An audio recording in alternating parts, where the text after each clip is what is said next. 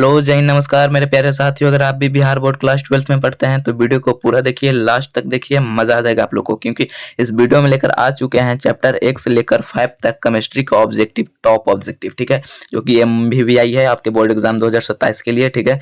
तो वीडियो को पूरा देखिए, मजा आ जाएगा, ठीक है। तो फटाफट वीडियो को शुरू करते हैं। उससे पहले आप लोग वीडियो को लाइक करके चैनल को सब्सक्राइब कर लीजिए। तो पहला नंबर क्वेश्चन आपके सामने यहाँ पर आ चुका है, जो कि पूछा जा रहा है कि मोलारता की इकाई यहाँ पर क्या होती है। तो मोलारता की इकाई यहाँ पर हो जाता है क्या, मोल बट्टा केजी होता है, नहीं, मोल बट्टा यहाँ पर लीटर हो जाएगा। तो राइट आंसर यहाँ पर क्या हो जाएगा, बी इज द यहाँ पर करेक्ट आंसर हो जाएगा। क्या B is the, sorry, B is यहाँ पर करेक्ट आंसर हो जाएगा। 2022 का क्वेश्चन आपके एग्जाम में पूछा गया था।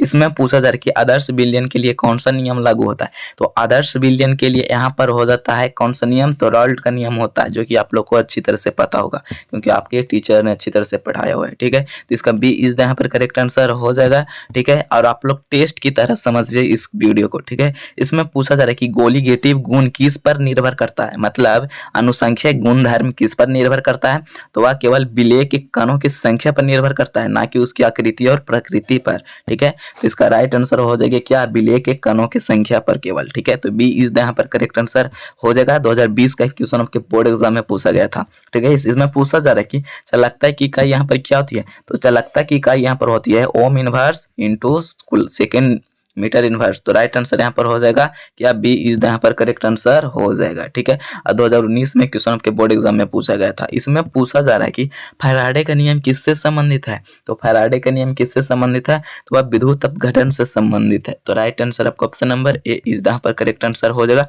और 2023 का क्वेश्चन है, जो कि 6 नंबर क्वेश्चन में यहाँ पर आपसे पूछा जा रहा है कि गैल्वेनिक सेल में इलेक्ट्रॉन का प्रवाह किस दिशा में होता है। तो एनोड से कैथोड होता है या कैथोड से एनोड होता है या दोनों दिशा में होता है। तो इसका 6 का राइट आंसर यहाँ पर हो जाएगा, एनोड से कैथोड होता है। तो बी इज यहाँ पर करेक्ट आंसर हो जाएगा, ठीक है। 2021 का एक क्वेश्चन है, ठीक है। इसमें पूछा जा रहा है कि इसमें आपसे क्या पूछा जा रहा है कि इलेक्ट्रोड विभव की इकाई क्या होती है, मतलब इलेक्ट्रोड विभव की SI मात्रक यहाँ पर क्या होती है, तो वह विभव होती है, मतलब विभवांतर, volt. Volt is the right answer यहाँ पर हो जाएगा, ऑप्शन नंबर बी हो जाएगा, ठीक है। 2022 का क्वेश्चन है। इसमें पूछा जा रहा है कि अभिक्रिया की दर किस पर निर्भर करती है। तो अभिक्रिया की दर किस पर निर्भर करती है, तो वह तापमान पर भी, सांद्रता पर और उत्प्रेरक पर, मतलब इनमें सभी, उपरोक्त सभी, मतलब यह सभी पर निर्भर करता है। 2020 का क्वेश्चन है, डी इज यहाँ पर राइट आंसर हो जाएगा, ठीक है। इसमें पूछा जा रहा है कि सक्रिय ऊर्जा का सिद्धांत किसने दिया। तो सक्रिय ऊर्जा का सिद्धांत किसने दिया, तो आर्हेनियस भैया ने दिया। तो राइट आंसर आपका option number A is the correct answer हो जाएगा। और 2019 का एक क्वेश्चन है, ठीक है। और सक्रिय ऊर्जा को किससे सूचित करते हैं, तो E से सूचित करते हैं। तो राइट आंसर ये हो जाएगा। इसमें पूछा जा रहा है कि उत्प्रेरक का कार्य होता है। तो उत्प्रेरक का कार्य यहाँ पर क्या होता है, तो इसका कार्य हमेशा ही होता है विक्रिया के दर को बढ़ा देता है यह उत्प्रेरक। तो right answer B is the correct answer हो जाएगा। 2023 का क्वेश्चन आपके बोर्ड एग्जाम में पूछा गया था। इसमें पूछा जा रहा है कि रासायनिक संतुलन में डेल्टा जी का मान क्या होता है। तो यहाँ पर हमेशा ही डेल्टा इसका मान कितना हो जाता है, तो 0, मतलब 0 हो जाता है। तो राइट आंसर हो जाएगा यहाँ पर सी इज द करेक्ट आंसर हो जाएगा। 2021 के क्वेश्चन आपके बोर्ड एग्जाम में पूछा गया था। इसमें पूछा जा रहा है कि ला-सत्लीय के सिद्धांत किसने दिया। तो ला-सत्लीय के सिद्धांत किससे संबंधित है, किसने दिया, नहीं किससे संबंधित है, तो यह संतुलन से संबंधित है। तो इसका राइट आंसर ए इज यहाँ पर करेक्ट आंसर हो जाएगा। 2022 के क्वेश्चन आपके बोर्ड एग्जाम में पूछा गया था। 13 नंबर क्वेश्चन में पूछा जा रहा है कि पीएच का मान 7 से कम होने पर विलयन कैसा होता है। तो एकदम सिंपल 10th लेवल का ऑब्जेक्टिव क्वेश्चन है। देखिए आप लोग एक के बार में समझ जाइएगा, ठीक है। अगर 7 से कम रहेगा ना तो वह आम्ल हो जाएगा, मतलब एसिड हो जाएगा। और वह 7 से अधिक होगा ना तो वह क्षार बन जाएगा, भस्म बन जाएगा, ठीक है। तो यहाँ पर राइट आंसर हो जाएगा क्या, ए इज द करेक्ट आंसर हो जाएगा। जिसका मान 7 रह जाता है ना, मतलब पीएच मान, तो वह उदासीन, मतलब लवण बन जाता है। उदासीन मतलब, और पानी का साथ होता है तो वह उदासीन है, मतलब लवण है, ठीक है। तो इसका right answer A is the correct answer हो जाएगा। 2020 में आपके बोर्ड एग्जाम में पूछा गया था। इसमें पूछा जा रहा है कि पीएच स्केल किसने दिया। तो पीएच स्केल किसने दिया था, तो वह सोरेनसन भैया ने दिया था, मतलब right answer A is the correct answer हो जाएगा, मतलब सोरेनसन। तो 2019 का एक क्वेश्चन आपके बोर्ड एग्जाम में पूछा गया था, ए इज द करेक्ट आंसर हो जाएगा, ठीक है। इसमें पूछा जा रहा है कि बफर विलयन क्या करता है। तो बफर विलयन क्या करता है, यहाँ पर तो दबाव बढ़ाता है, ताप बढ़ाता है, या पीएच स्थिर रखता है? तो यह क्या करता है? तो पीएच मान को स्थिर रखने का कार्य करता है। कौन? तो बफर विलियन। तो राइट आंसर यहाँ पर ए इज द करेक्ट आंसर हो जाएगा।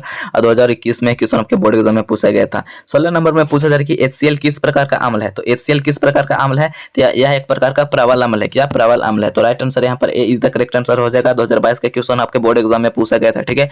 17 नंबर क्वेश्चन में पूछा जा रहा है कि सोडियम क्लोराइड किस प्रकार का क्षार है? तो सोडियम क्लोराइड किस प्रकार का क्षार है यहाँ पर? तो यह प्रबल क्षार है। तो ए इज द यहाँ पर करेक्ट आंसर, इसका राइट आंसर हो जाएगा। 2020 का एक क्वेश्चन है, ए इज द करेक्ट आंसर हो जाएगा। ठीक है। आप लोग हर एक वीडियो को अच्छी तरह से देखिए, सॉरी हर एक क्वेश्चन को अच्छी तरह से देखिए।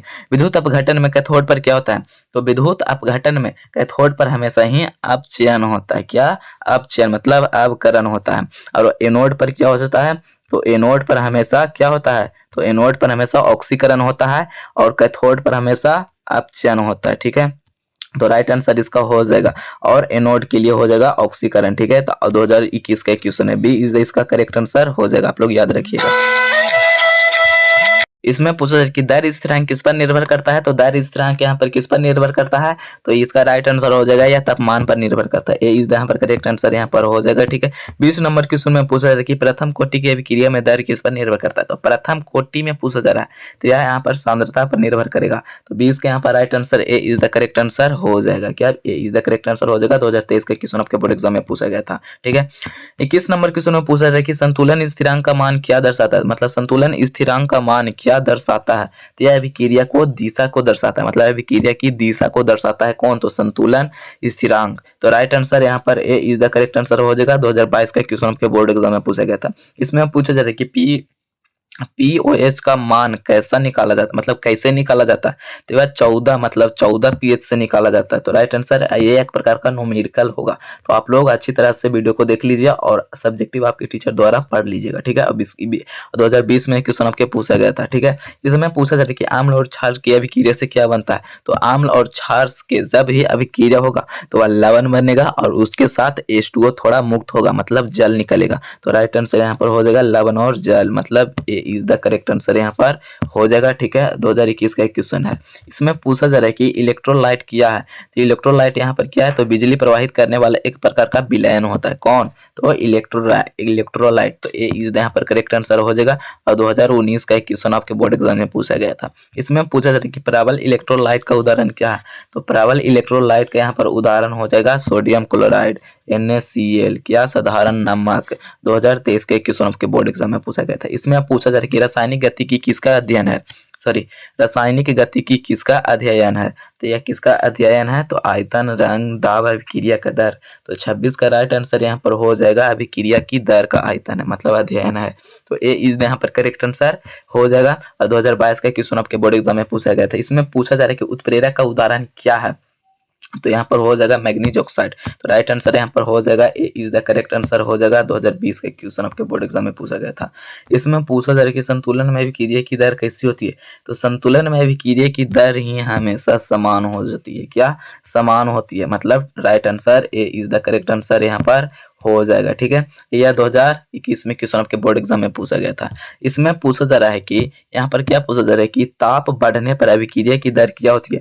तो ताप बढ़ने पर अभिक्रिया की दर यहाँ पर क्या होती है? तो घटती है या बढ़ती है? तो यहाँ पर 29 का राइट आंसर हो जाएगा, या इंक्रीज होती है, मतलब बढ़ जाती है। क्या?